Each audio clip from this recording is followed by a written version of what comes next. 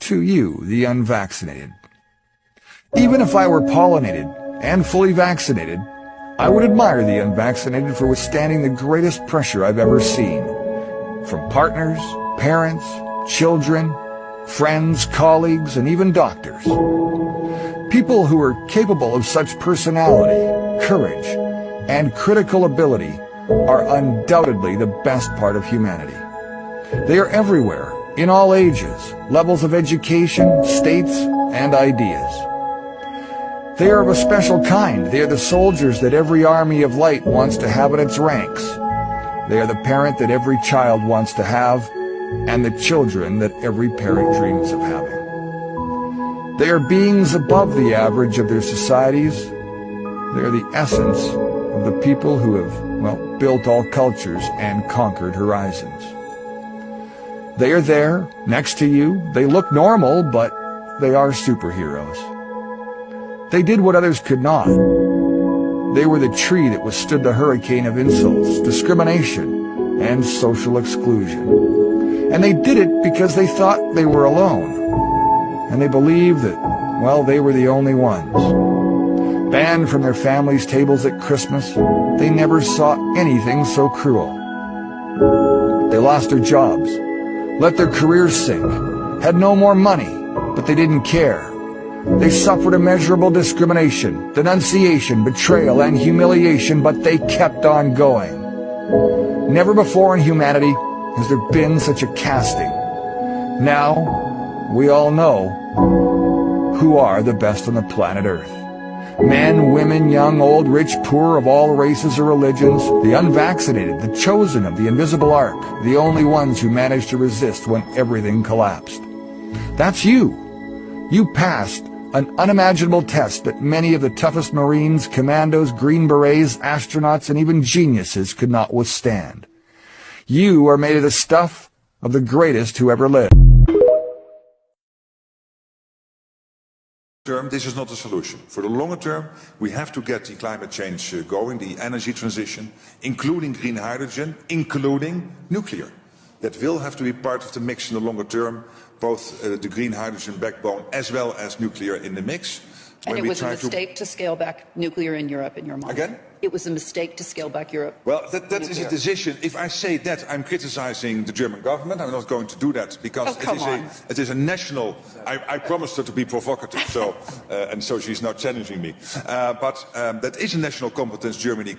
But I would not be amazed if in somewhat years in the future, I'm not sure about Germany, but many more countries will start to reinvest in nuclear. We will build 2 new nuclear reactors because we do feel it has to be part of our energy mix going forward. Of course, it takes years to build them. So for the shorter term, it is LNG, it is energy savings, and it is getting that energy transition going. And then I'm fairly confident that we can just scrape through and deleverage our dependence on Russia. Which, of course, we were forced to do since this horrible aggression started against Ukraine. Madam President, I'd love it if you could weigh in at this point and talk to me a bit about the obligations that you feel the West has to the global South. And I'm talking about the need for investment and also, in a sense, payback. To your mind, where does this leave you? Because technically, this isn't your fight. Yeah, thank you. For me, I'm first looking at the sources of the crisis. And here we are talking about geopolitical and then climate change. But then geopolitical will always be there. So I think the lesson we are learning from that we have to diversify sources of energy.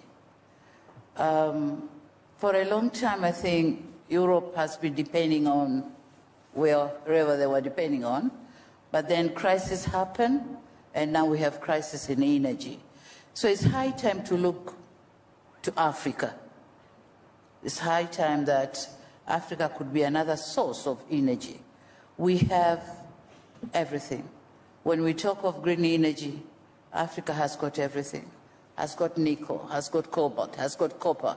So it's high time Europe, America, and others come and manufacture extract from Africa, manufacture from Africa, and then leave some energy to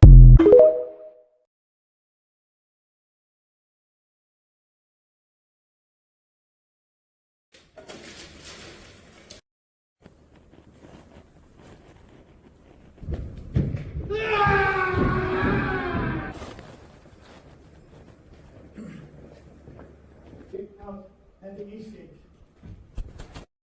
Grandmaster Hiram V, I'm glad to meet you, Vassalon. Give me the secrets of a master mason, or I will take your life. This is no time or place for the man, no secrets. Talk not to me about time, place, patience, or the completion of the temple. Give me the secrets of a master mason, or I will take your life. It behooves you in this rude and violent manner thus to demand no secrets. When the temple's complete, if found worthy, you'll then receive them lawfully as I have. You have passed Jubala Jubalo. Me you cannot pass. My name is Jubalone, well known for my determination of character. What I undertake, that I do. Give me the secrets of a master mason instantly, for I will take your life. I will not. What? Still persist? Then die.